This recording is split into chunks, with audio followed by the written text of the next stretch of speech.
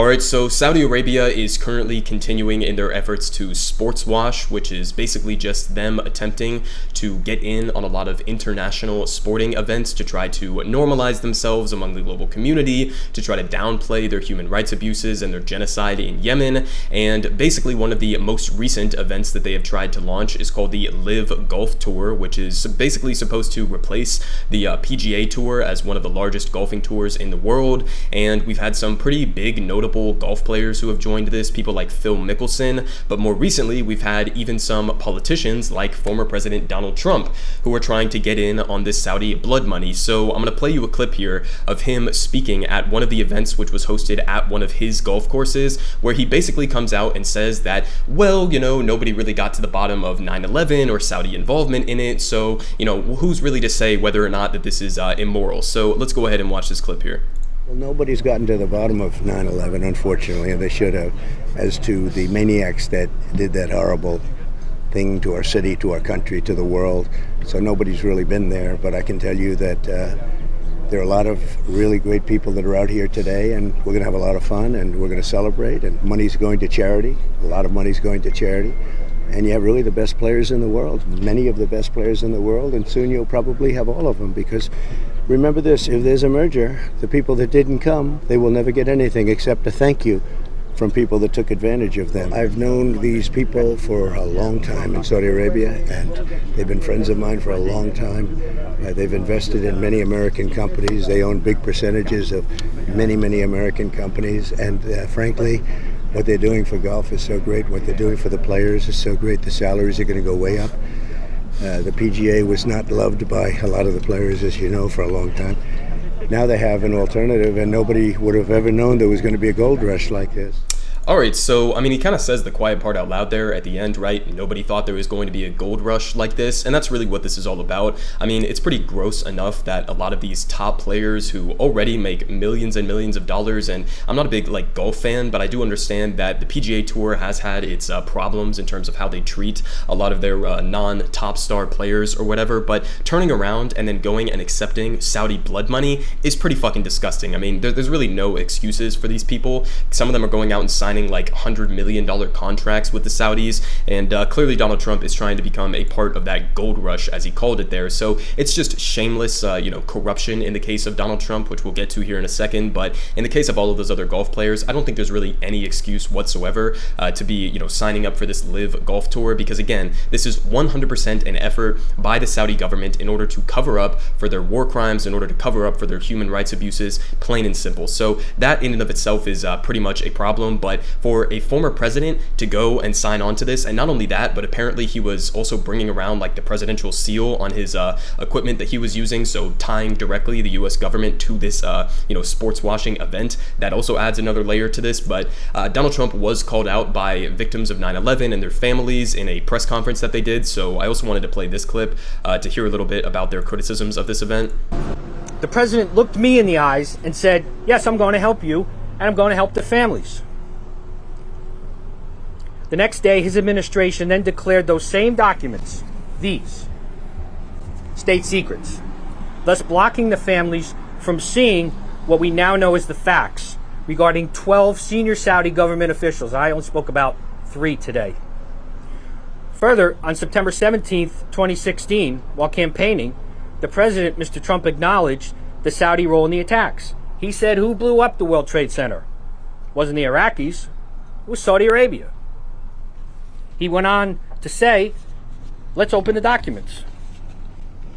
Finally, Mr. Trump, we now have the documents, thanks to President Biden.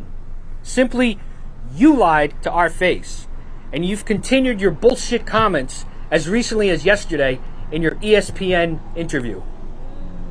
It's simple. The Saudis did it. They plotted it. They funded it, and now they're trying to distract every one of those sins with a golf tournament 50 miles away from ground zero. It's deplorable. You, along with professional golfers, have also decided to accept blood money from this rogue Saudi government. Facts are facts, Mr. President. We now have those facts.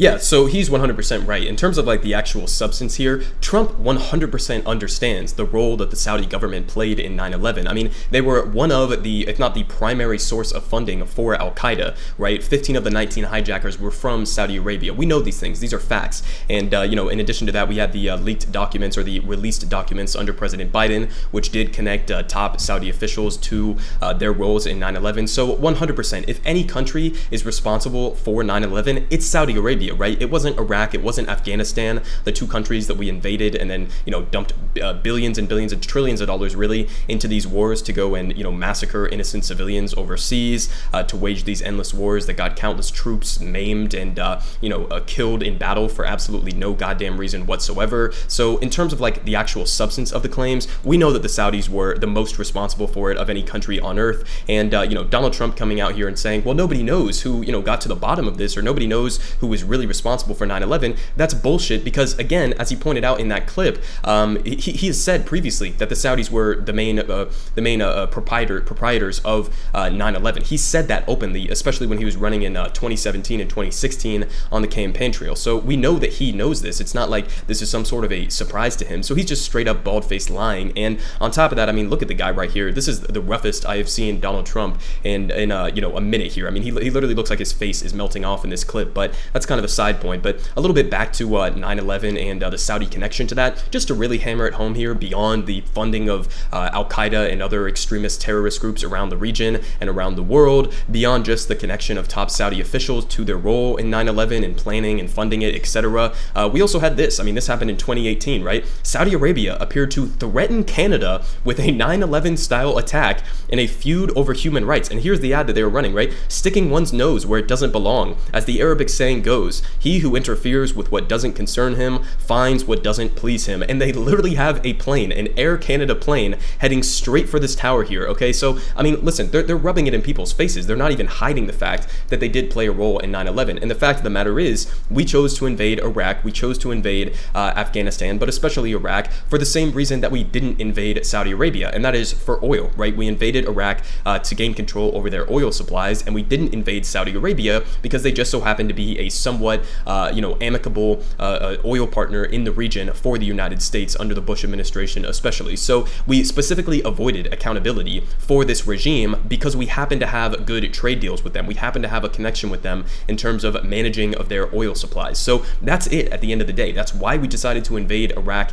and Afghanistan instead of going after the Saudis. And again, they're pretty much rubbing it in people's faces here. But just to hammer it home, he pointed out the previous quote there from Donald Trump, but just to make it 100% that even Donald Trump himself is fully aware of the Saudi role in 9/11. They say here from Newsweek, in the wake of Trump's remarks, a huge number of people have pointed out that the former president has frequently accused Saudi Arabia of orchestrating the 9/11 attacks. He said, who blew up the World Trade Center? It wasn't the Iraqis, it was Saudi. Take a look at Saudi Arabia, open the documents. And Trump also made similar remarks during a political rally in Bluffton, South Carolina, saying, quote, it wasn't the Iraqis that knocked down the World Trade Center, it wasn't the Iraqis. You will find out who really knocked down the World Trade Center because they have the papers there that are very secret. You may find it's the Saudis, okay? But you will find out. And then he didn't release these documents, and we got them under President Joe Biden. But still, he's 100% aware of this, even without the documents being released. So what is the other underlying reason for why Donald Trump is doing this? It's not just because he's friendly with the Saudis, right? It also is because he has personal financial stakes in maintaining a good relationship with this brutal Saudi regime. So just as a reminder here, in terms of some of the violations of the emoluments clause, this I think is something that they could have impeached Trump on in a much easier way than the other ways that they decided to go about doing it, with like the Russian collusion investigation and all of that. But just as a reminder here from the Washington Post, Saudi-funded lobbyists paid for 500 rooms at Trump's hotel after the 2016 election, and this was ongoing throughout the entirety of his administration. So he was literally making money from Saudi lobbyists who were basically bribing him to go turn around and continue with the weapon sales that were going towards brutalizing people in Yemen and massacring innocent civilians and creating one of the worst famines on the face of the planet. So this is just one piece of the corruption. We also had this piece of the corruption more recently after Donald Trump took office, which I also covered on this channel. They say here from the New York Times, before giving billions to Jared Kushner, Saudi investment fund had big doubts before committing $2 billion to Mr. Kushner's fledgling firm. Officials at a fund led by the Saudi crown prince questioned taking such a big risk. risk. So